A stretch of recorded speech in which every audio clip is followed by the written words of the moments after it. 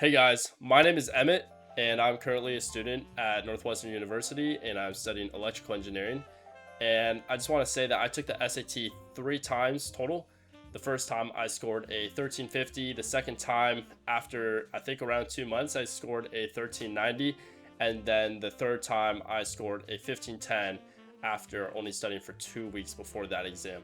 So, a very big jump in a very short amount of time. This jump was actually surprisingly big relative to my first and second test. That College Board delayed releasing my scores to make sure that there was nothing suspicious in the way I achieved my third score. The reason why I say this is not to brag and try to tell you that I'm super smart, but it's actually the opposite. I did not magically get super smart over 2 weeks. In fact, the SAT is a learnable test. It's basically a skill that you have to develop. Once you understand the patterns within the SAT, anyone can get a very good score and at the very least improve your current score. I also want to use my younger brother as an example. He is also a student at Northwestern University for electrical engineering, so that's pretty funny. But my brother also got not a 1300, but he also saw a pretty big score difference after using the study method that I used. First, he was trying to self-study. He was getting high 1400s, so he was doing better than me. I was getting high 1300s. He was getting high 1400s. And then he didn't feel like he could breach the 1500 mark, so I told him exactly what resources that I use, which I'm going to go over in this video. And he was able to achieve a 1540.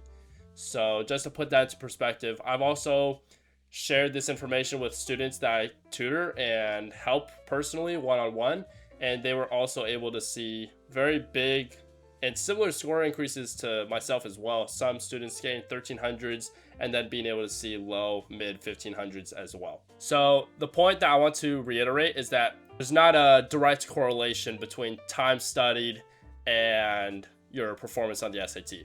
What actually matters is how you study, the methodology that you're using to study and practice every single day. My brother and I, we tried using all the free resources online, such as Khan Academy, the Blue Book exams on College Board, UWorld, and none of these really helped. We were pretty stuck in our scores. So I don't want to waste any of your guys' time by suggesting to try these out and see if it works for you. I honestly think the best way to study is to just start studying the correct way, which I will go over the correct way that me, my brother, and my students have used to achieve very high SAT scores. So the first thing I want to go over is that the SAT does not test your intelligence. I know this sounds counterintuitive, but hear me out. The SAT is known as a standardized exam, which means that it is designed to emphasize fairness across the entire country. It's used as a measure to compare everyone across the entire country, since GPAs can be harder or easier at different high schools. However, research shows that there is actually a noticeable gap between wealthy and low-income students when it comes to their SAT scores. There's actually a pretty clear correlation between earning more money, like family income, and your performance on the SAT. If you're interested in reading more about this topic, I will link the article by Harvard in the description below. So considering that the United States is a capitalist economy and many schools are even private, these are at the end of the day businesses, and so they are trying to drive profit, right? A lot of these colleges have endowments that are larger than entire countries. If you look at Harvard, their endowment is larger than I think 20 or 30 countries, something crazy. So why am I telling you this? The reason why is because the SAT is not necessarily a fair exam that just tests you on your intelligence. It's almost used as a gateway to admit wealthier students. Now, this might initially discourage you if you feel like you don't have access to resources such as me and my brother. However, I'm going to provide you guys with the resources that we use that don't cost a lot of money. You don't need personal coaching. You don't need to join an institution or take a class that costs a ton of money. You can just simply buy these resources off Amazon or at your local bookstore. It's gonna be like $20 or $30, and that's cheaper than the actual exam itself. So I would say it's very worth it if you are taking the SAT seriously. The main priority is being able to tell when the SAT is trying to trick you, what types of question it is asking, being able to identify those questions and knowing exactly how to solve those questions in the most efficient way possible. I personally know families that have spent tens of thousands of dollars for the information that I'm about to share with you guys. I know some of these students who consistently struggled in school and weren't the best at getting good grades, and then were able to get 1550s and above on the SAT. So essentially, I want to break down what the SAT actually tests you on. The two portions that you have the best chance on the SAT should be grammar and math. Reading is a little bit more subjective, but theoretically, you should be able to consistently get 100% on the math portion and the grammar section. My strength was always math, so I was a pretty bad reader, but I will also explain how I was able to increase my reading score and reading skills as well. So I would say for the reading portion, the best thing to do is get the workbook that I'm going to link in the description below. I use that. It goes over the types of questions that you're going to see. I will also link books in the description below for math and grammar, because these are very consistent and very predictable. So you will also get to see the types of questions, learn how to identify those questions while you're taking the test, and know exactly how to solve them in the most efficient way possible. It will be the same way for reading as well, but reading can be a little bit harder, a little bit more subjective. And so the best way to go about that is doing a lot of practice. This is especially important on practice exams.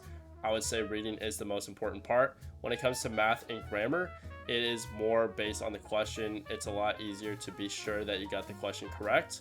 So just make sure you're doing all the questions in the prep books and get a lot of practice that way so that you're very comfortable, because typically for the math and grammar, you'll only see these types of questions sometimes, like maybe only two of this type, two of that type in a whole exam. So it's kind of bad to use the practice exams to actually practice the math and grammar. It's better to go through the workbooks and just spam problems for a certain type of problem so that it's engraved in your brain. That way, every time you see it on an actual exam or a practice exam, it comes to you and it's super easy. The most important thing is all the resources that I will link in the description are going to they're going to teach you the types of problems that you'll see on the SAT every single time. It's super consistent, super predictable, how to identify what type of problem you're reading and the most efficient way to solve that problem. It takes away all of the thinking when you take the test. You just see the problem. Oh, I've seen this type of problem before. You've done a ton of practice problems. You know exactly how to solve it.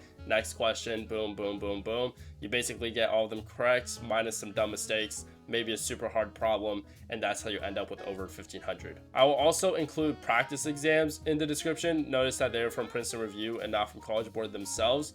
The reason why I recommend these are because they are slightly harder than the actual exams themselves, which I think is the correct way to prepare, because you have to consider the stress and pressure that you'll be feeling when you're actually taking the actual exam. I typically suggest taking a test every Saturday leading up to your exam, and then every single day besides Saturday, you should be going through these workbooks that I've linked in the description below for math, grammar, and reading. Make sure to do the calculation of how much time you have before your next exam and how many pages you need to do so you can do the math and divvy it up correctly so you finish each workbook before your next exam.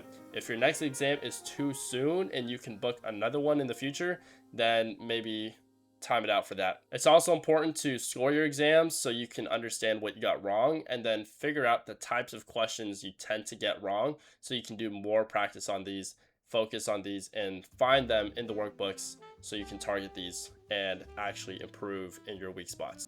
Lastly, even though it's totally optional, I do offer coaching services. So if you would like one-on-one advice on what you're struggling with and help, then I can provide those services. However, I do think these workbooks should be enough. So if you enjoyed this video, please like, subscribe, comment down below, ask any questions if you have any, and maybe tell me what you would be interested in seeing next. My name is Emmett Funston, and thank you for watching.